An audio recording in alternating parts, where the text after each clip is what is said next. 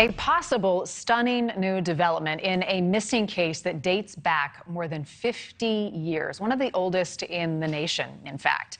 A Texas toddler named Melissa Highsmith is believed to have been kidnapped by her babysitter back in 1971. Well, now someone claims all these years later to have seen her in Charleston, South Carolina, 1,000 miles from where she was taken. The anonymous tipster said that a person resembling the age progression photo that you see on your screen now, released by the National Center for Missing and Exploited Children, thinks they have spotted her.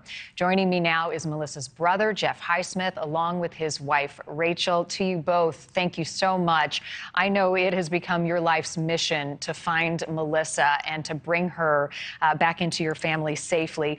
How did you receive this information, this tip of a possible sighting? You must be overwhelmed.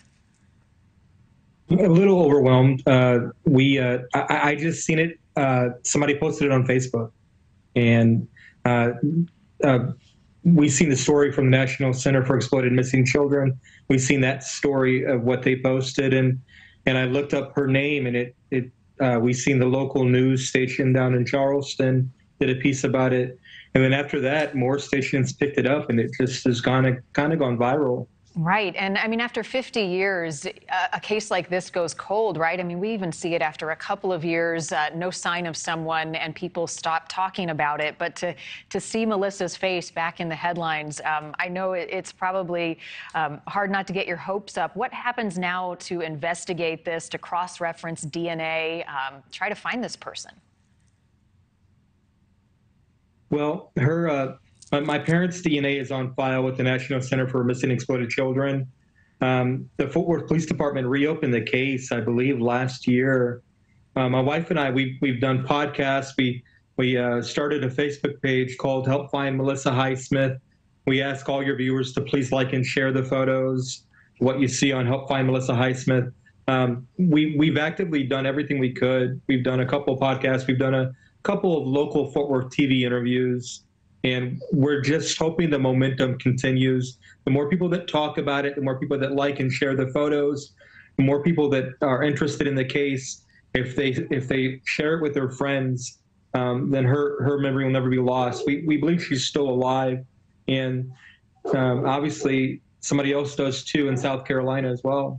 I mean, she may be out there, Jeff and Rachel, watching this tonight and not even knowing her past. It's completely in the dark. So I want to remind people she was 21 months old when she was kidnapped. Talk about the circumstances of that day and her disappearance and what you know happened.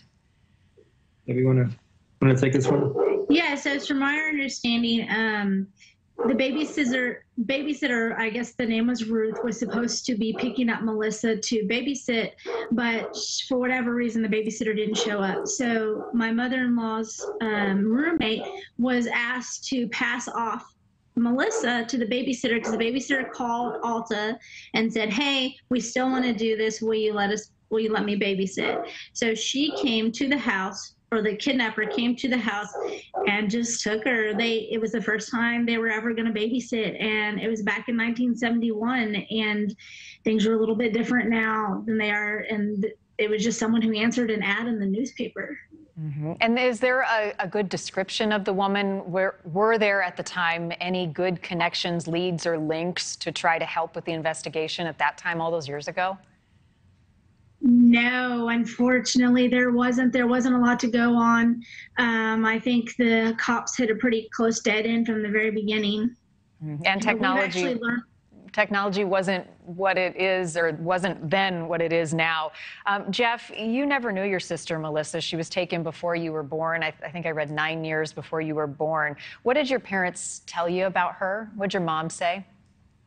So my mom never talked about it. It's pretty painful. My mom feels guilty, obviously, any mother would. Mm-hmm. So we learned that from my dad.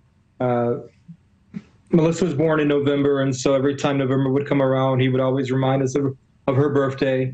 And I have 3 other older sisters as well. And so when I got to be 7, 8 years old, my sisters would tell me the story about our oldest sister, Melissa. And it wasn't until I was probably 13 or 14 that I actually seen the well, I guess when the internet came out, I was able to look up her, the old newspaper files, and able to see her story. And since I've been a teenager, I've been obsessed with trying to find her. And, you know, like all victims of loss, you have to move on with your life, and you gotta, you know, you have to live life. And I have, but I've never been able to let her go. I've never been able to say, I'm going to stop looking. It's always been what I feel, my life's goal, to find my sister. You know, my mom and dad are 71 and 72, and I'm so very blessed and thankful that they're healthy and they're alive. But I have a 19-year-old, and those years go by so fast. And we want to bring Melissa home to my parents before they take their last breath. And I really believe we're going to. I really believe that God's going to open the door and we're going to find her soon. I really believe that. Well, I hope and pray that you're right. I know you're leaning on your faith, and I hear you about having that hole in your heart with this missing link and Melissa. We'll be following this closely, Jeff and Rachel. I hope for good news. Keep us posted, and maybe somebody out there recognizes her face. Thank you both for joining us. Thank you so much. Thank you. All right. Have a good night. And if you have any information on the disappearance of Melissa Highsmith, you can call 911, of course, or you can contact Fort Worth Police, the police department there, or the National Center for Missing and Exploited Children at the numbers on your screen. We also have that age progression photo online. Go to newsnationnow.com. I'll make sure it's on our missing cases page as well. Thank you for watching. Go to newsnationnow.com to find News Nation on your television provider. And don't forget to click the red subscribe button below to get more of News Nation's fact-driven, unbiased coverage.